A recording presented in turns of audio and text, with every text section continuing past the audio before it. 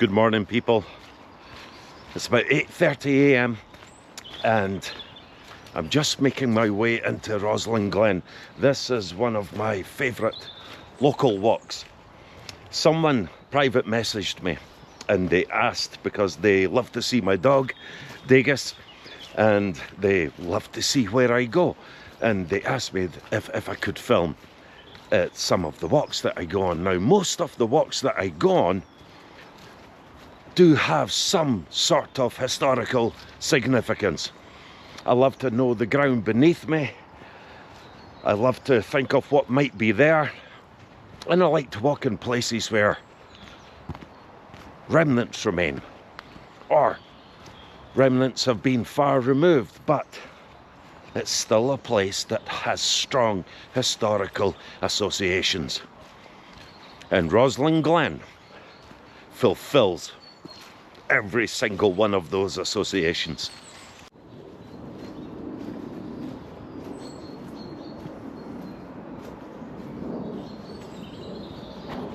The Rosslyn Glen is a very large area, and of course it's famous for Hawthornden Castle, Roslin Chapel, which we've just passed, the Wallace Cave, the old gunpowder mills. I've already did a film on Hawthornden Castle, and I will do another, but the castle's not part of this walk here today. Neither is the Wallace Cave. I'm going to veer off to the east and take the route down to the River Esk, where there is an old Iron Age hill fort, where we pass the Hewan, which has strong associations with the Battle of Roslin in 1303. And it's a walk that my dog absolutely loves. He hunts his heart out here. The first stop on this walk are two of the oldest inhabitants of Rosslyn Glen in this wonderful forest.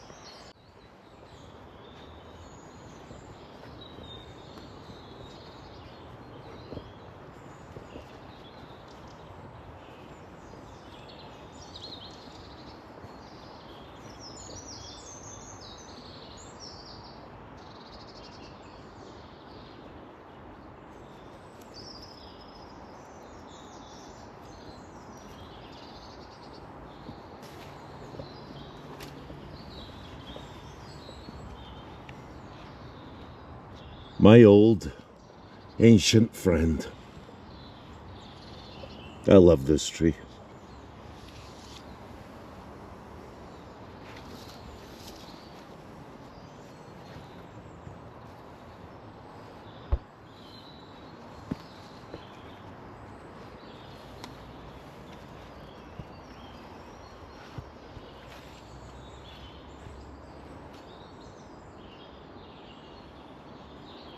Look at the magnificence of this creature.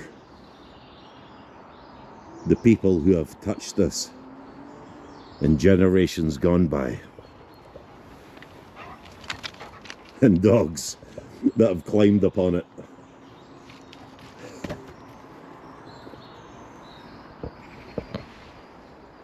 And now we have an even older sister or brother tree a few steps away.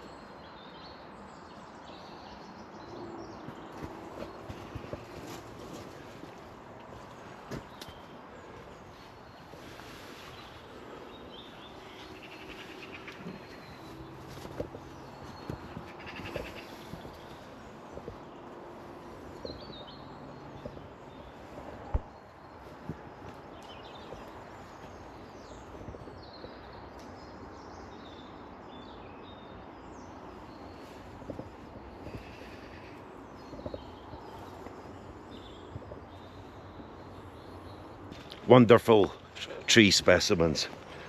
Not as old, but very beautiful and very much a part of Roslyn Glen are the yew trees in this avenue of yews.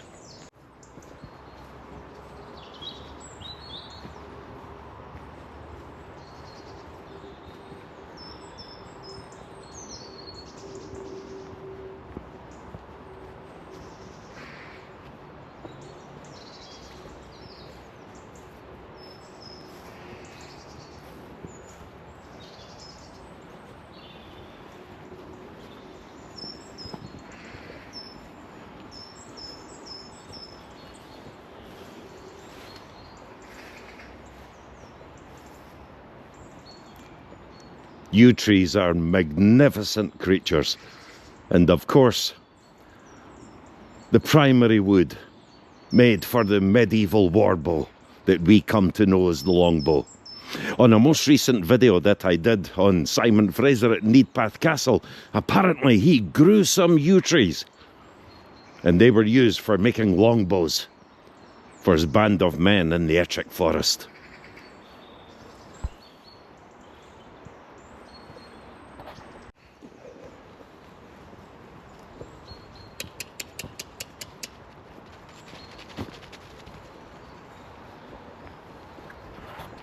Degas just hunts on regardless. He knows this area so well. There's an abundance of wildlife here, but he's very respectful of them. He's trained to stop at deer. Being a dog trainer by trade really helps, but he knows this place so well.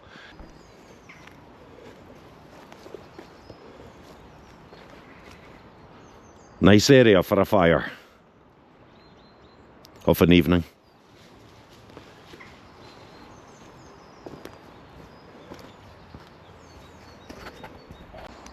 About my dog, as so many of you ask about him, my partner in crime. Degas is 6 years old. When I was a boy at 14, I had a Saluki greyhound by the same name, and I love the name. The name derives from Degas, the French painter. He's a rogue. He's a lovable rogue. And at 6 years old, he could easily pass, just for his spirit of enthusiasm and his zest for life. He has quite an infantile way about him, and he could easily pass for 3 to 4 years old. He loves life. He grabs everything he can out of every moment in life. And I like to think that we're kindred spirits because of that. For me, he's the perfect dog. In the past, I've had some great characters with dogs, with Dutch Shepherds, German Shepherds, a very dear Dalmatian called Mac, and a few short-term stays here and there. But I love to investigate and explore areas with my dog and just watch him, especially when he gets into a new area, gets into a new place. He really absorbs that to the full. So yeah, he is the perfect partner for these history walks that I love to do so much. It's not feasible to take my dog on every single film that I do. Some of you do comment when Degas is missing, but some places it's just not practical. I may be far away from home. It may be my first time in an area, so I really don't know what I'm going to come across. But often I've had to work my way through fields, cattle. That's always a challenge. Sheep. And just out of respect for the landowners and the farmers, it's not the appropriate place for a stranger to take a dog, even though he's very well trained. So, some trips he comes on, at others I just go solo.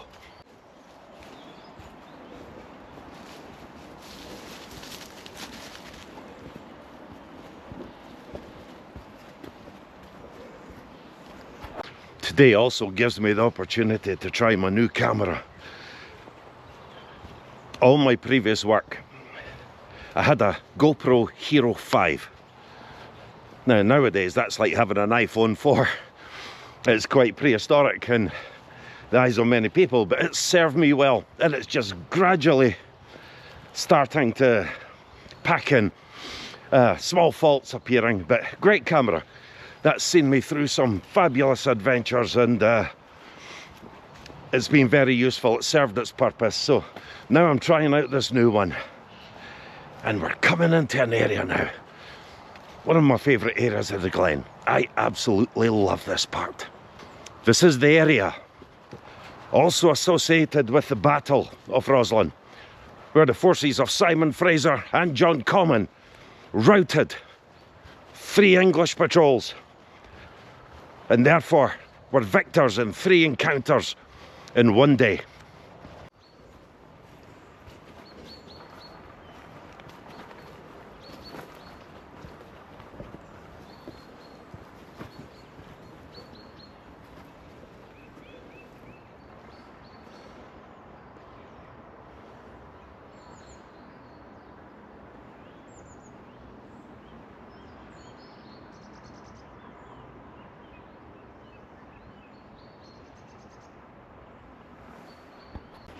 This is a fabulous area.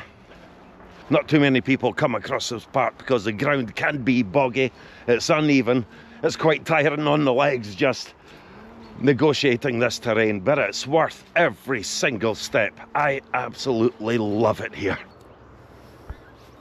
Beautiful as the sun just starts to shine on the valley there. And Degas filling his nose.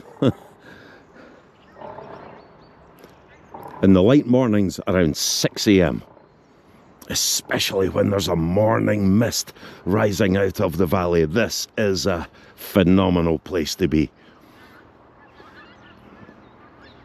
One of our beauties here in Midlothian.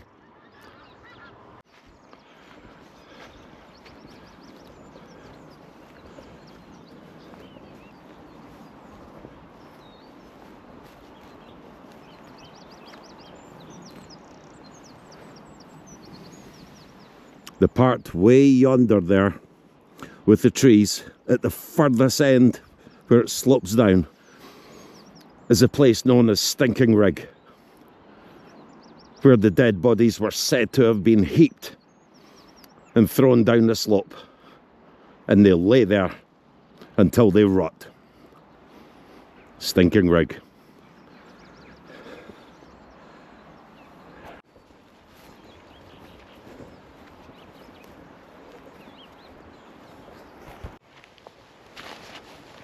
So these parts here are particularly sodden.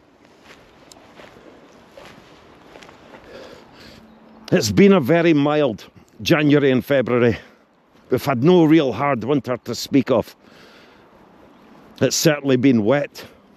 It's been cold enough, but not winter cold.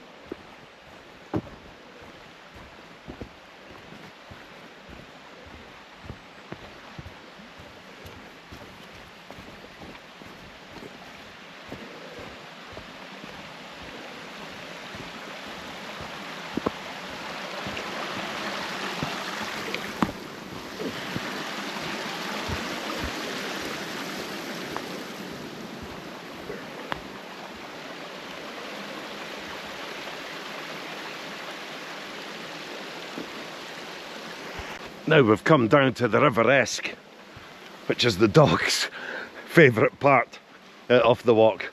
Although he did knock himself out there, up there in the Hewan. But the River Esk is a phenomenal river. Quite dangerous, very steep, with some very steep drops at some parts, but beautiful, absolutely beautiful area.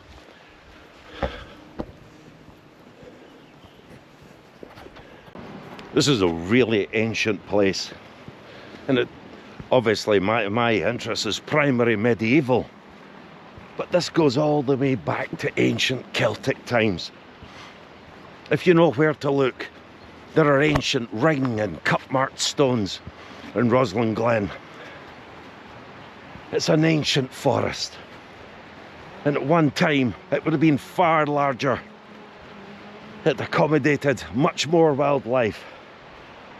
And of course, Robert the Bruce himself, the de Ramsays of Dalhousie, and associations of Wallace, they're all here. They're all here in this glen. And with a battle nearby that happened, in one of the encounters at least, way up there, this place is ridden with history. Many people come here. People who have a deep interest in the Druids, white witches, nature gods. They all come here. They leave tokens of ancient trees. They pray. I've seen them many times. So this ancient gem in the heart of Midlothian attracts people from all over the world.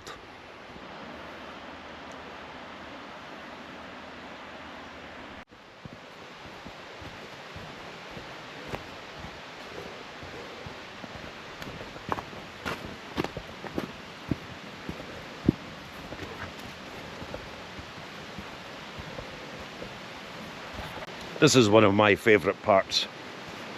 I can't help thinking that people of long ago, how they made their living in these woods, how this forest was their home, and of course the river. Rivers are everything, especially back in ancient times.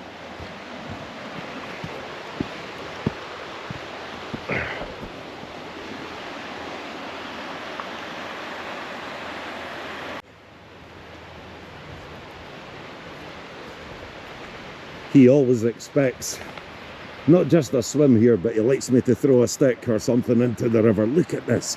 Look at this, people. What a glorious part of the wild. And how fortunate I am.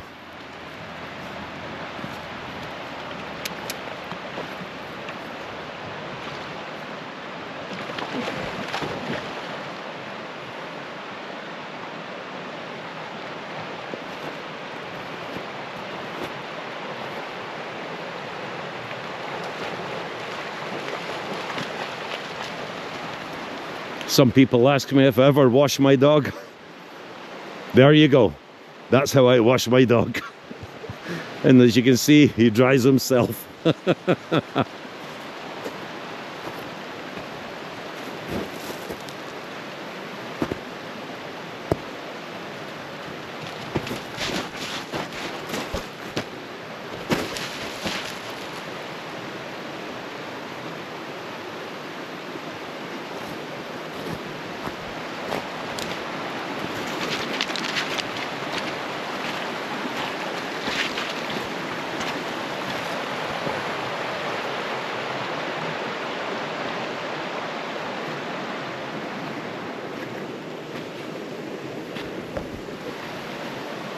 If any of you have ever watched my film on the King's Caves, this is not the Wallace Cave, this is the Bruce Cave, when Bruce reportedly hid out here.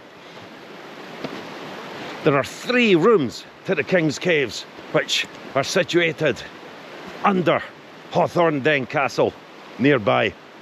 But I wonder if Bruce came down here, drank of this water, and just relaxed here, where I'm now playing with my dog.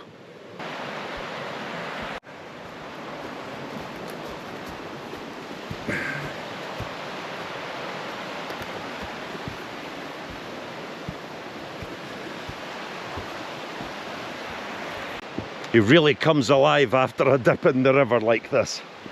There's not too much battery left, but there's one final thing that I'd like to show you on this walk. It might not appear to be much on film, but it's likely part of the most ancient human civilized part of the Glen. Just where you can see Degas going up this steep part of the banking. This entire hill area is an ancient Iron Age fort or an ancient Iron Age homestead, but for a large family.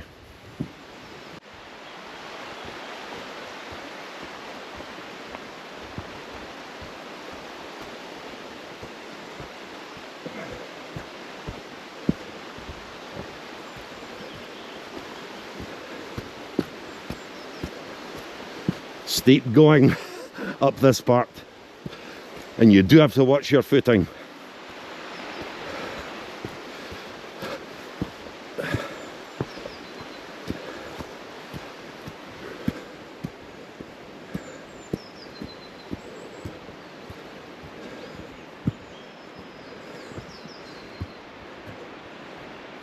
And this is start of the hill fort.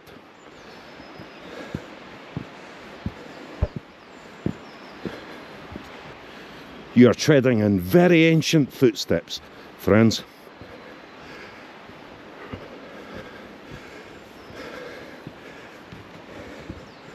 Full of mischief.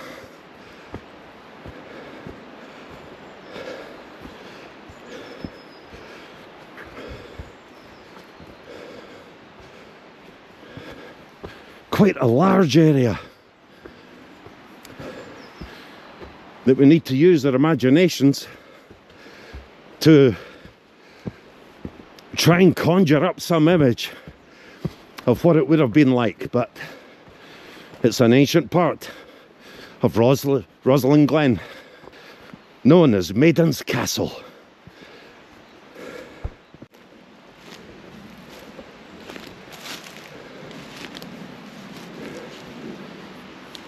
He's watching some dogs way across the river there, but this part here, extremely steep.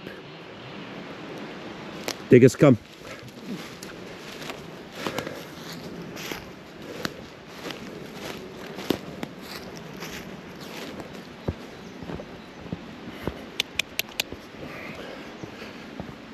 An area like this, I believe that my preference is forest.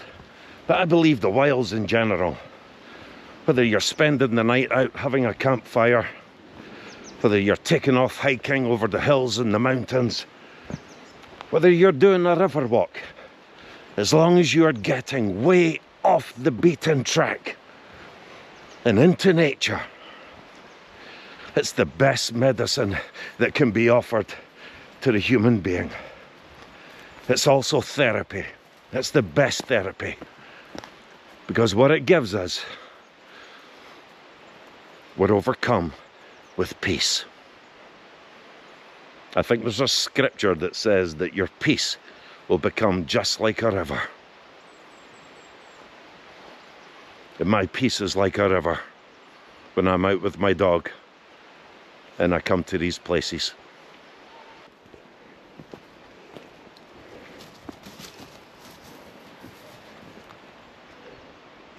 Maiden Castle was probably occupied for a period during the Late Bronze Age and Iron Age, between about 1000 BC and 200 AD.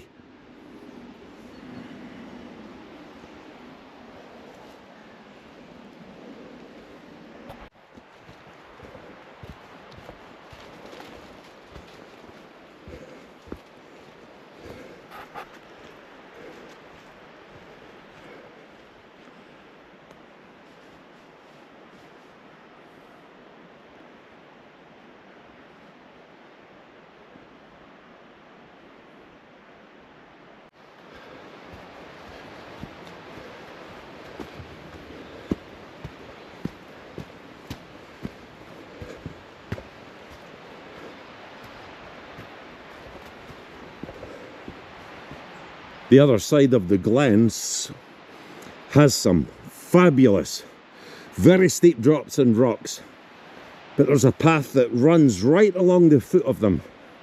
That's very interesting. And that path leads to up this way. As I mentioned earlier, Rosslyn Glen, as far as caves go, is famous for the Wallace Cave. Everyone's heard of the Wallace Cave. Not so many people with the King's Cave or Bruce's Cave. Just peeking through the trees there is Hawthornden Castle.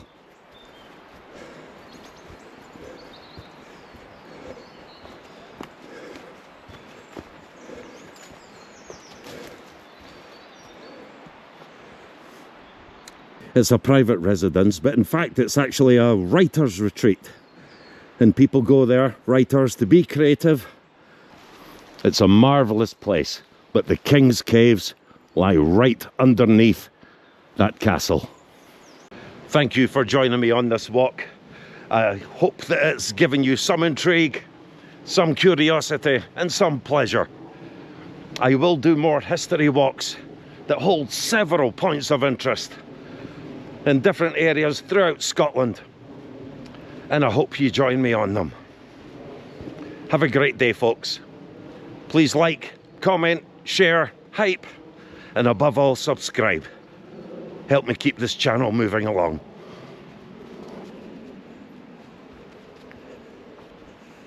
What have you got? What have you got?